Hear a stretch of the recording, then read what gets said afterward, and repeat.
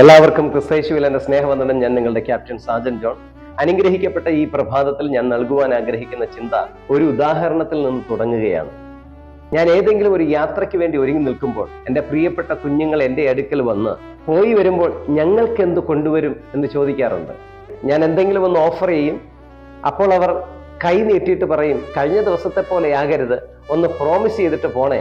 ആ കൈക്ക് പിടിച്ച് ഞാൻ ഉറപ്പ് കൊടുക്കും, കഴിഞ്ഞ ദിവസത്തെ പോലെ ആകില്ല, ഇപ്പോൾ മറക്കാതെ ഞാൻ ഇത് വാങ്ങിക്കൊണ്ടുവരുമെന്ന് പറഞ്ഞ് ഞാൻ യാത്രയാവും.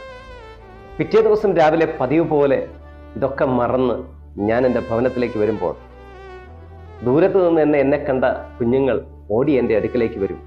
എന്നിട്ട് അവരെന്നെ പരിശോധിക്കും. എൻ്റെ കയ്യിലൊന്നും കാണായികയാൽ അവരെന്നോട് നിരാശയോടുകൂടി പറയും, കഴിഞ്ഞ ദിവസത്തെ പോലെ ഇന്നും മറന്നല്ലേ. വളരെ വിഷമത്തോടുകൂടി, വളരെ നിരാശയോടുകൂടി അവർ വീട്ടിനകത്തേക്ക് പ്രവേശിക്കും. പ്രിയപ്പെട്ട ദൈവമക്കളെ, എന്തിനിത് പറഞ്ഞു എന്ന് ചോദിച്ചാൽ, അപ്പോസ്തല പ്രവൃത്തികളുടെ പുസ്തകം 7-ാം അധ്യായം 1 മുതൽ 7 വരെയുള്ള ഭാഗങ്ങൾ വായിക്കുമ്പോൾ അബ്രഹാമിന് സ്വർഗത്തിലെ ദൈവം കൊടുക്കുന്ന പ്രോമിസിനെ കുറിച്ച് പറയുന്നുണ്ട്. ആ പ്രോമിസ് ഇതുപോലെ ഒരു ദിവസം കൊണ്ട് മറന്നു പോകുന്ന പ്രോമിസ് അല്ലായിരുന്നു.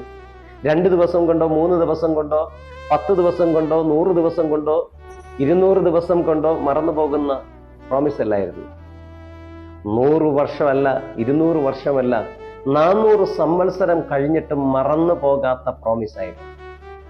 അബ്രഹാമിന് സന്തതികൾ ഇല്ലാതിരിക്കെ, അബ്രഹാമിന്റെ അപ്പന്റെ അവകാശത്തിൽ നിന്ന് ഒരു കാലടി വസ്തു പോലും കൊടുക്കാതിരുന്ന സാഹചര്യത്തിൽ അബ്രഹാമിനെ മരുഭൂമിയുടെ ഒത്ത നടുക്കുകൊണ്ട് നിർത്തിയിട്ട്, നീ കിഴക്കോട്ടും പടിഞ്ഞാറോട്ടും തെക്കോട്ടും വടക്കോട്ടും നിന്റെ കണ്ണെത്താവുന്ന ദൂരത്തോളം നോക്കി കറങ്ങി കാണുന്നത് ഞാൻ നിനക്ക് അവകാശമായി തരാൻ പോകുന്നു എന്ന് പറഞ്ഞ പ്രോമിസ്.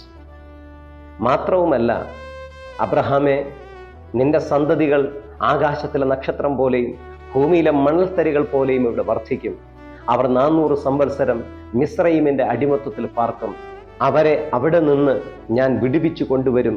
അന്നവർ ചെങ്കടൽ കടന്ന് ഈ മരുഭൂമിയിലേക്ക് പ്രവേശിക്കുമ്പോൾ ഇന്ന് ഞാൻ നിനക്ക് തന്ന ഇതേ അവകാശത്തെ നിന്റെ സന്തതികൾക്ക് ഞാൻ അന്ന് കൊടുക്കും.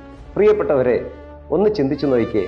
ഞാൻ എൻ്റെ മക്കൾക്ക് കൊടുത്ത പ്രോമിസ് പിറ്റേ ദിവസം രാവിലെ ആയപ്പോൾ മറന്നു. പക്ഷേ അബ്രഹാമിന് സംവത്സരങ്ങൾക്ക് മുൻപേ കൊടുത്ത പ്രോമിസ് മറന്നു പോകാതെ അബ്രഹാമിന്റെ തലമുറയ്ക്ക് കൊടുത്ത ദൈവം എത്ര വലിയത്.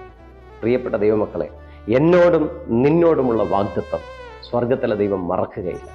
അതെത്ര നാളെടുത്താലും അത് നിവർത്തിയാകുക തന്നെ ചെയ്യും. അതാണ് എൻ്റെ ദൈവം. ആ ദൈവത്തോടൊന്ന് പകൽക്കാലം നമുക്ക് പ്രാർത്ഥിക്കാം.